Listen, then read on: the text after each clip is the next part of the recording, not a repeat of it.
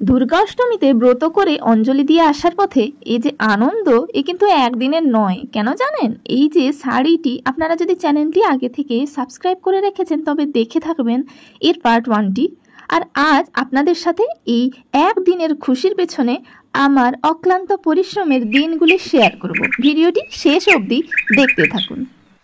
তো এভাবেই এক সকালে আমার আর্টিস্ট মনে উদয় হয়েছিল এমন এক ইচ্ছে যা আমার উপর বেশ ভারী পড়েছিল। যাই হোক, দুগ্গা দুগ্গা বলে শুরু হয়েছিল আমার এই শাড়ির কাজ।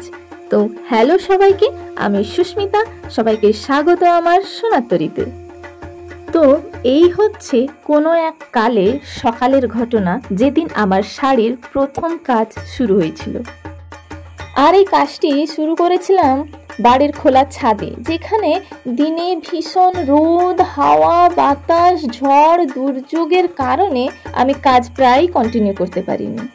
অবশ্য আমি অত চঞ্চল নই, পুরো বললে খুব খারাপ শোনাবে না। তার উপরে রোজ ইউটিউবের শর্টস ভিডিও শ্যুট করতে এবং আপলোড করার ফাঁকে এই কাজগুলি করা হতো। তাও আবার দিনের আলো ছাড়া শ্যুট করা ভীষণ ঝামেলার। এদিকে কাজের মাঝে মাঝে আকাশের দিকে তাকিয়ে পুজোর কথা মনে করে মনটা কেমন যেন খুশিতে ভরে উঠত। আর আজ দশমী, আমি ভিডিও এডিট করছি। পুজো শেষ, আবার এই 5টা দিনের জন্য পুরো একটা বছর অপেক্ষা করতে হবে ভেবেই মনটা যেন কেমন ভরে আসছে। মা আবার ফিরে যাচ্ছেন ওনার স্বামী সংসারের কাছে। যাই হোক, আমার পুজো বেশ ভালোই কেটেছে। আর আপনাদের কেমন কাটলো? আশা করি ভালো কেটেছে। দেখুন, কথা বলতে বলতে আমার আঁচলের কাজ প্রায় শুরু হয়ে গেল। ওদিকে হোয়াইট অ্যাক্রাইলিক কালার শেষ, তাড়াহুড়ো করে বাজার থেকে আনালাম। এবার বলবেন তাড়াহুড়া কিসের? কাজ তো অনেক আগেই শুরু করেছিলাম। হ্যাঁ, আগে শুরু করেছিলাম, কিন্তু মাঝে শাড়িটি পুরো কাজ বন্ধ করে গোছানো ছিল।